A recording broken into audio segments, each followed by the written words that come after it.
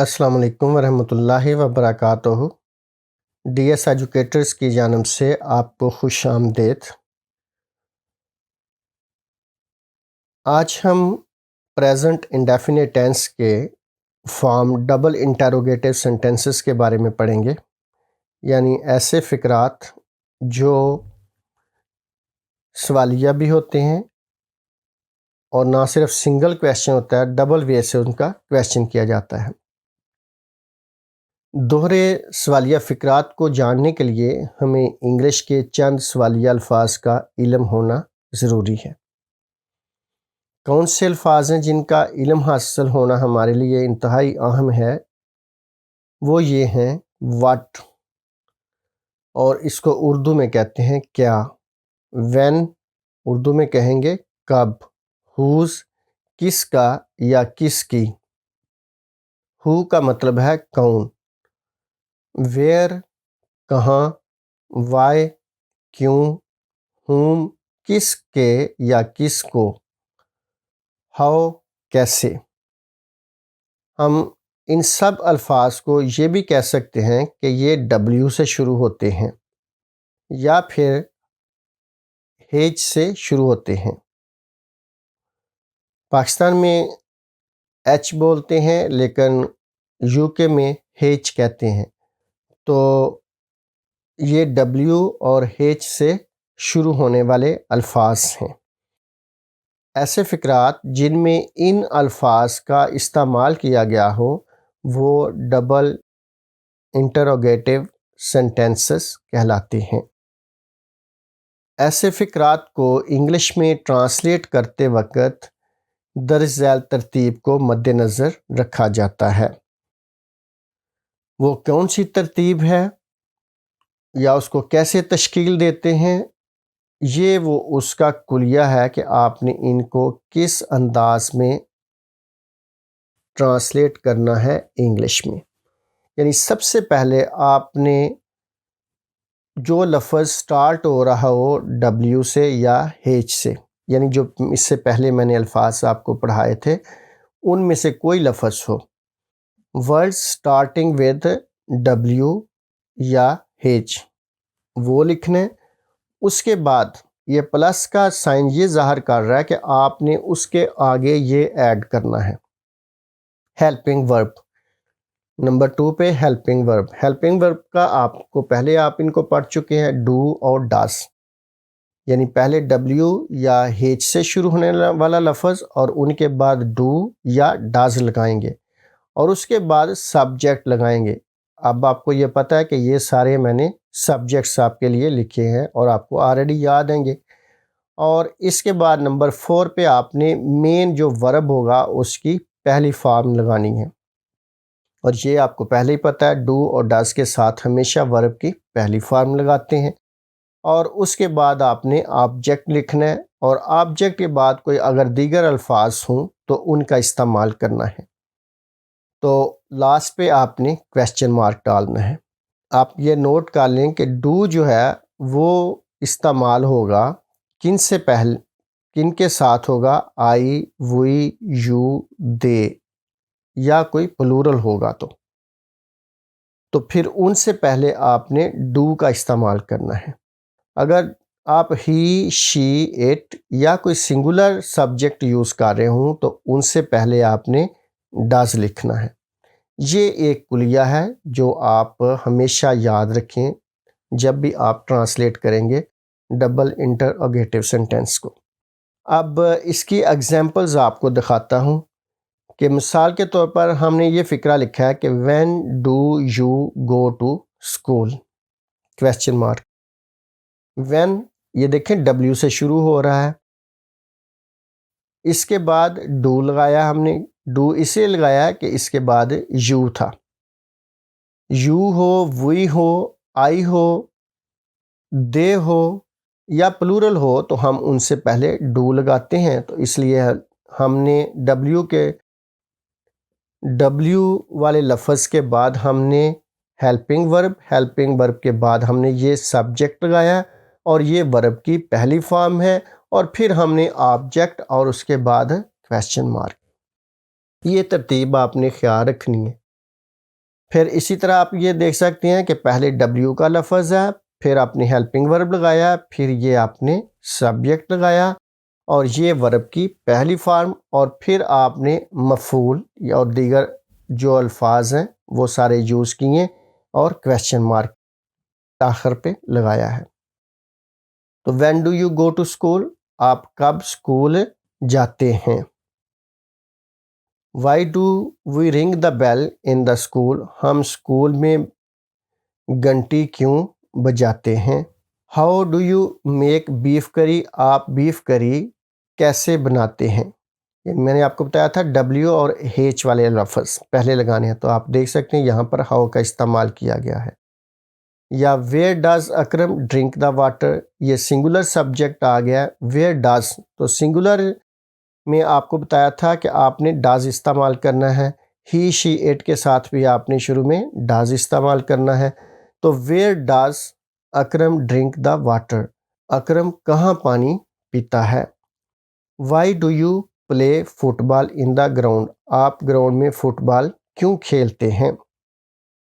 اگر ایسے فقرات کو منفی بنانا ہو تو سبجیکٹ کے بعد ناٹ لگایا جاتا ہے۔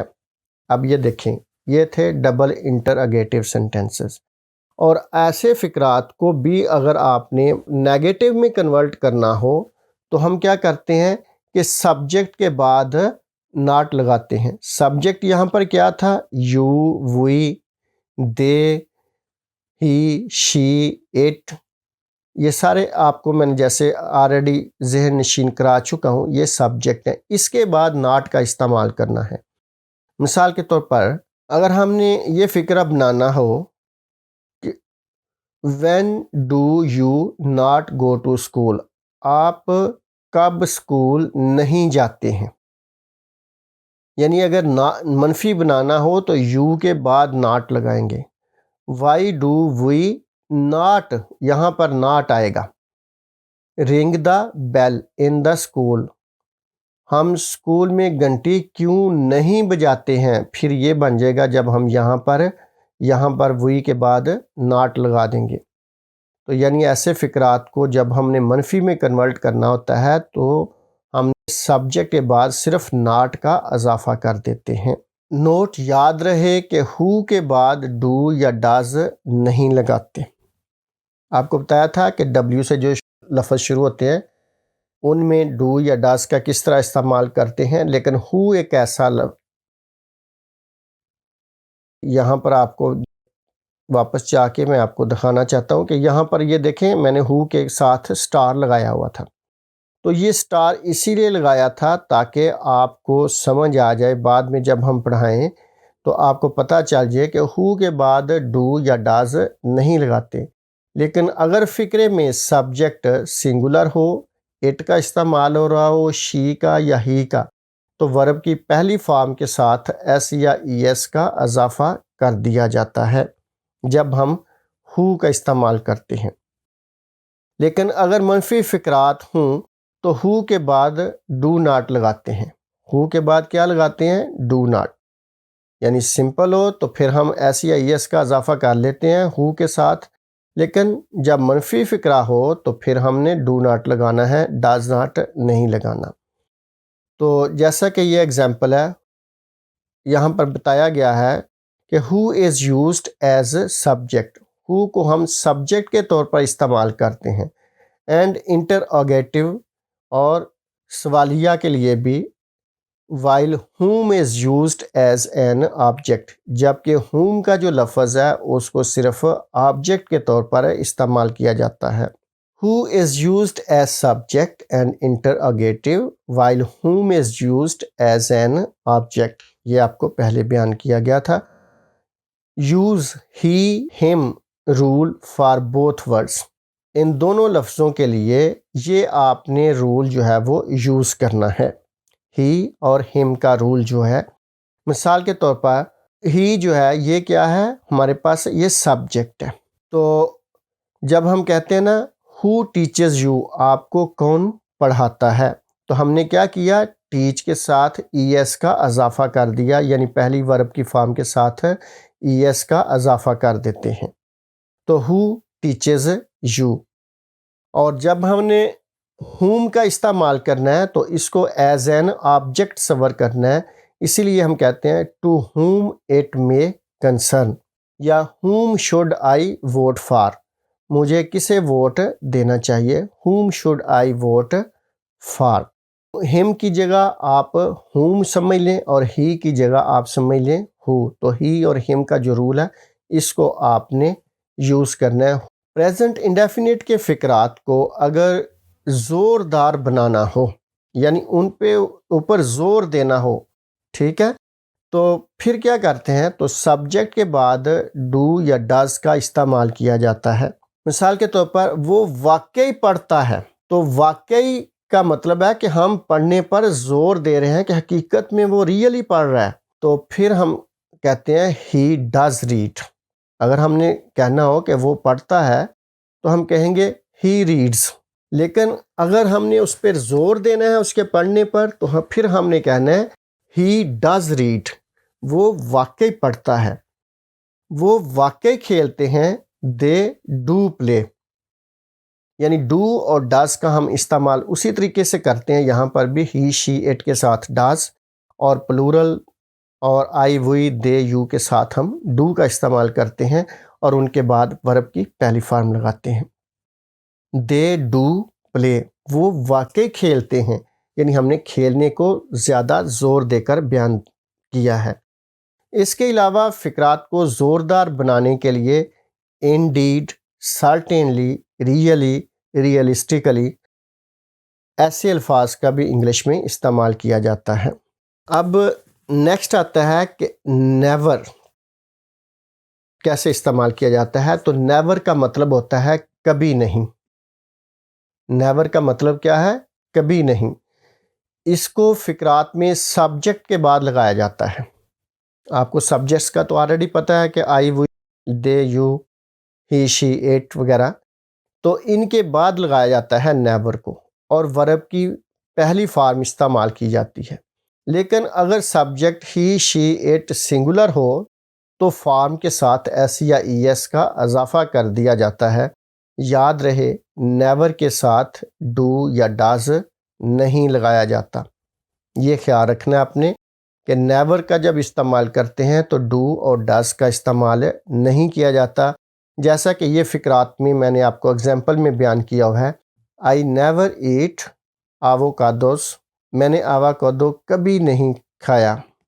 آئی نیور ایٹ آواکادوز، یعنی آئی کے بعد ہم نے نیور کا استعمال کیا اور اس کے بعد ورب کی پہلی فارم، اور اسی طریقے سے ہی کے بعد ہی never rings the bell. Rings آپ یہاں پر دیکھ سکتے ہیں، رنگ ہوتا ہے ورب کی پہلی فارم، لیکن ہم نے ساتھ ایس کا اضافہ کیا، کیوں؟ ہی کی وجہ سے۔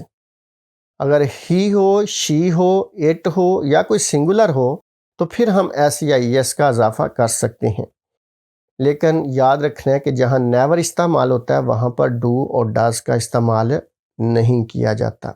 امید ہے آج کا لیسن آپ کو پسند آیا ہوگا، اور بہت سارے لوگوں کو بعض ایسی چیزیں بھی ملی ہوں گی جو وہ پہلے نہیں جانتے تھے، لیکن یاد رکھیں ایسے مزید اچھے اچھے لیسنس کو پڑھنے کے لیے آپ کے لیے ضروری ہے کہ اس چینل کو سبسکرائب کریں، لائک کریں، شیئر کریں، اور اس کے ساتھ کمنٹس میں مزید اصلاحات کے لیے اپنے ویوز کو بیان کریں، اور اپریسیشن کا عمل بھی جاری رکھیں۔ جنہوں نے ابھی تک سبسکرائب نہیں کیا پلیز وہ بھی اب اس کو سبسکرائب کر لیں۔ اللہ تعالیٰ آپ کا حامی و ناصر ہو، اللہ تعالیٰ آپ کو اس پینڈیمک سے بچا کے رکھے اور محفوظ رکھے اور لمبی تندرستی والی زندگی عطا فرمائے۔ اوکے، پھر نیکسٹ لیسن میں ملتے ہیں، تب تک کے لیے اجازت دیجیے، اللہ حافظ، جزاک اللہ۔